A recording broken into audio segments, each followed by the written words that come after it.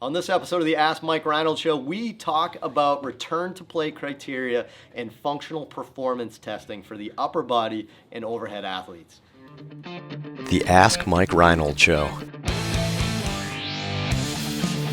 Helping people feel better, move better, and perform better.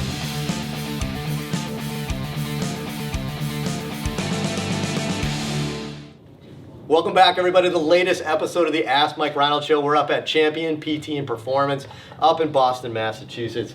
Lenny Macrina, Dave Tilley, Dan Pope, Mike Scaduto here, answering all your questions. Anything you guys want to talk about, PT, fitness, sports, performance, anything else you guys want to talk about, latest season of Game of Thrones, whatever we want it to be, right? We try to not date these too much, but we're pretty good. Could be 2007. Wait till you see the ending. It was amazing. I can't believe he died. Len, who do we have for students? So Len is the CCCCI of the ACCCC. Right. Ease eyes. Right. So we're gonna this is gonna be Lenny's thing going forward, I think. Apparently. We have the veteran student, Cameron MacDonald from the University of Rhode Island. What's his nickname? Mackie Doo. Cam. Killa Cam? We call him Cam.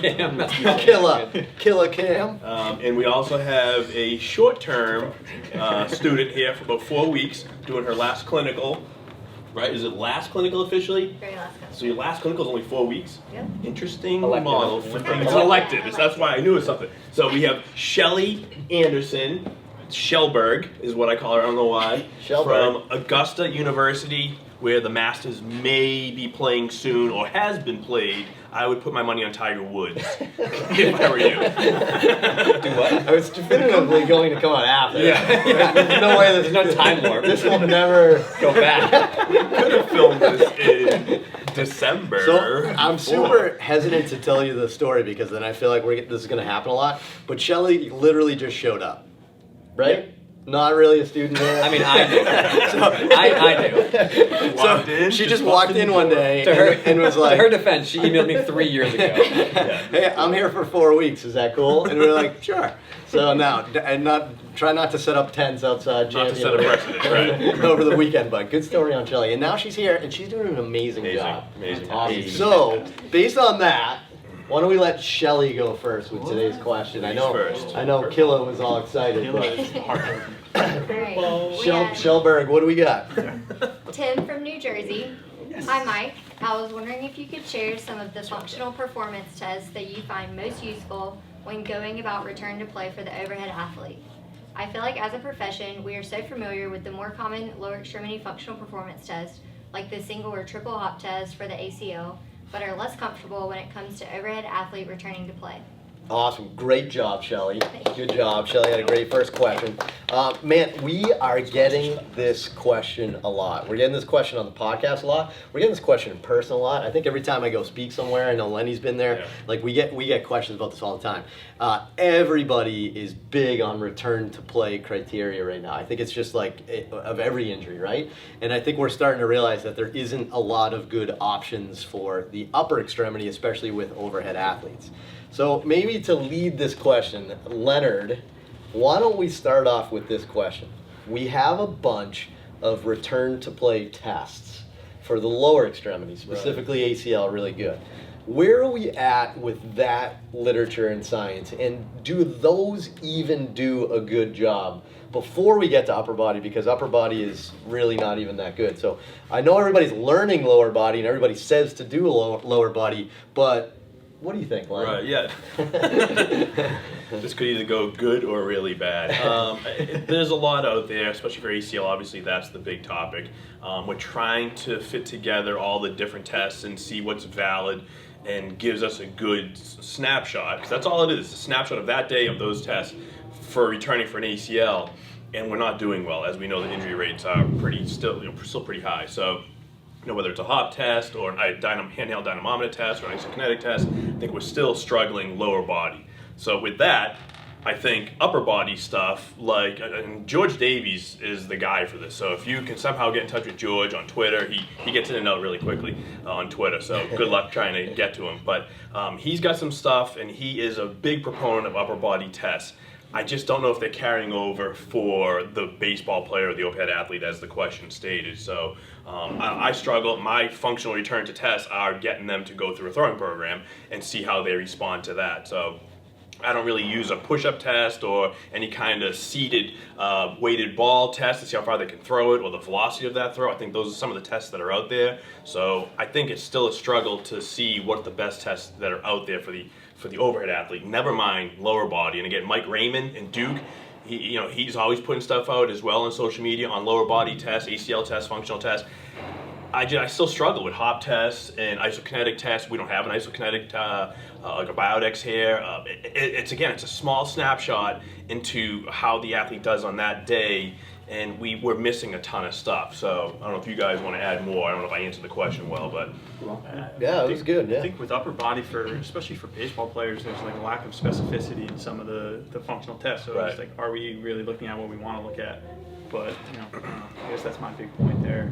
Right, like if we're gonna have And a we even, like- if we're gonna have a return to sport criteria thing, it has to replicate some of the forces observed during the sport. Right. So you could say with ACL, there's running and cutting, there's hop based test, and there's strength based. I mean, those make sense as best as we can objectify a functional thing. Right. Right. In overhead athletes, man, that's hard. I mean, nothing replicates like I know throwing. back in the day, Kevin Wilk, Mike and I's colleague, mentor, he was a proponent of isokinetic testing, so looking at ratios of ER to IR strength, and he has put some papers out on that, so, about a 2/3 ratio of external rotation strength to internal rotation strength. But again, is it functional? That doesn't have to be, so to speak, because we're doing a knee extension test for ACLs, and I don't know how functional, it's just looking at quad strength, but the quads are important for ACLs, we know that. Same thing with a throwing athlete, the ratios of ER to IR. So I think if somehow coming up with ratios is one small option to see how strong they are in the posterior cuff, maybe that can somehow translate over a little. Sure. I don't know, but Yeah, we do that. Yeah, we do that, I don't know if I'd call that a performance test, right? Right. Going back to the question, but that is part of our return to play. I think my sport, gymnastics, is probably the most applicable for like some of the push-up stuff and all Absolutely. that. And even that being said, I'm starting to use it more and think about it, but it's still not specific to the demands of gymnastics fully. It's got a couple components, but hanging traction forces overhead are way more of an issue than like push-up based stuff. So, if anyone's going to be really hardcore on it, it's probably me, and I'm still not even that sold on it just yet. Again, for transference. Because it's functional in terms of its close chain. A lot of these things Yeah. are close chain, Yeah. push-up type thing. Even like Y balance and Yeah. stuff. I don't think any of these things are correlating to anything exciting. You can see some studies that show everything, plus or minus, but a lot of them are like closed chain based. So, okay, maybe like a football lineman, a hockey player, a gymnast, again, same thing, but if those tests aren't good for a gymnast, who are they going to be good for, right? Because that's a closed chain sport to an extent, right? And they're still not good for gymnastics because it doesn't replicate the speed and the force. Right? So, and that's the same thing I think with the overhead athletes. Hopping, that's kind of the speed and the force. Yeah. Or it's much closer, Close, to the speed and the force. So, I don't know. I don't know. Anything else on your guys' end? I I think also looking at, do you do it in a regular state or fatigue state Yeah. too? And I think that's another thing I've spoken to George about, this George Davies, and I know he's trying to come up with protocols to get the athlete into a known fatigue state to make sure, because we want to see also the injury risk. Can they maintain good form? Because that's going to be the key, is can they maintain good form, especially with a lower body like an ACL, while they're in a fatigue state, despite what Tim Hewitt would say on social media, that fatigue does not matter. If you fatigue out, the forces are actually less through the knee joint, which means there's going to be less forces on the ACL, is his argument. Now, you can go to Tim. in a biomechanics lab again, though. Right. It's a good argument on Tim, though. But Correct. But everything else is also fatigued, and is that less force more impactful? Right. You know what I mean, right? It's just like, we can rip apart a UCL and an elbow and a cadaver at much less loads than that is observed in every pitch. Right. Because cadavers are, dead. DED. Right. But so they're different. But White Walkers, so probably. now George Davies, of all the tests out there, he's doing a seated shot put test, right? And it's a single hand shot put, right? I think he calls it shot put, right? And what he's looking for is like, how well can you do that test? And if there's something out there that I think is applicable to an open chain kind of thing, I would say that's it, right? If you're apprehensive about moving your shoulder, then you're going to be apprehensive about like producing force with speed. right? So like being able to do that really fast, I think you'd probably see a bit of a deficit. Again, is it good for an overhead athlete? I mean, man, I think if you're not going to do well on that test, we're just gonna know, right? like, is it gonna be like pretty obvious that they're not gonna do well on that test? I think George also has another test where you stand a certain distance from a wall and there's a box a certain size and you have to throw a ball into the box consistently or at a certain, there's something that George does, and again, forgive me because I'm probably botching this, but I know he's got another one that might be a little bit more specific for an overhead athlete. Wow. And I have to That's impressive. Yeah. I mean, I'll tell you right now, most minor league baseball players would fail that test because they can't throw in this box thing that we call the box. Right. The strike zone. So we're gonna have all these healthy guys failing because they're gonna be throwing it like that. But so again, I would look at George Davies' stuff if you're interested in this topic, because I think we're still struggling and he's trying to promote and to show that it's of value for clinicians. So I would say very few people in this world treat more overhead athletes than us. There are some, right? And I'm sure there's some similar to us. But that is something we do quite a bit, and we're not doing any tests, right? We're not, and I hate to say this because this is not the right answer, but it's the best answer right now, is we don't know what to do and we don't think anything's valid. Right? So the things that are out there are valid. We're even questioning it in the lower body, and we don't do a ton of it in the lower body. Yeah. Right? So what we do is the number one thing that is a sequential program that we know that builds upon itself, and we know that they get better. Right? You can't do like a multi-planar, like agility type lunge until you can do single plane. You can't add a rotational component until you can do it in that single and then that lateral plane, right? I mean, that everything is sequential with how we do our rehab process. With the overhead athlete, with throwing and stuff like that, right? We get them super strong, they start some plyos. You can't go to one-hand plyos until you can do two-hand plyos, right? You can't go to throwing until you get to one-hand plyos. You can't go to 60 feet throwing until you can throw at 45 feet. You can't get to 75 feet. I think you see where I'm going, right? So, do you think that's part of the issue with return to play functional testing, is we're so reliant on timelines versus like criterion-based rehab? that's a good point, right? Like doctors want to see him at X months to do the test. That's what it sounds like, because just based on like, you know, what I've read and what you just described, obviously how we do it here, it's very criterion based instead of, you know, a strict timeline. But if we're so focused on the timeline, we may put more stock into the functional return to play testing. Right. I think summarizing too, the lower bodies are looking at can you handle gradual exposure of forces, which is why this happens well. I think that's the problem with upper extremity sports, is they're so different. Like an interval throwing program, right? I just watch basic gymnastic skills on things that I know from a coaching point of view that are fractional forces compared to what the hardest thing is. And an idea that I think is going to become way more popular from Tim Gabbitt's world is like finding the most demanding passage of play and testing people in that. So he has people go through these brutal rugby circuits where they're really tired and fatigued, but they're doing exactly what rugby demands.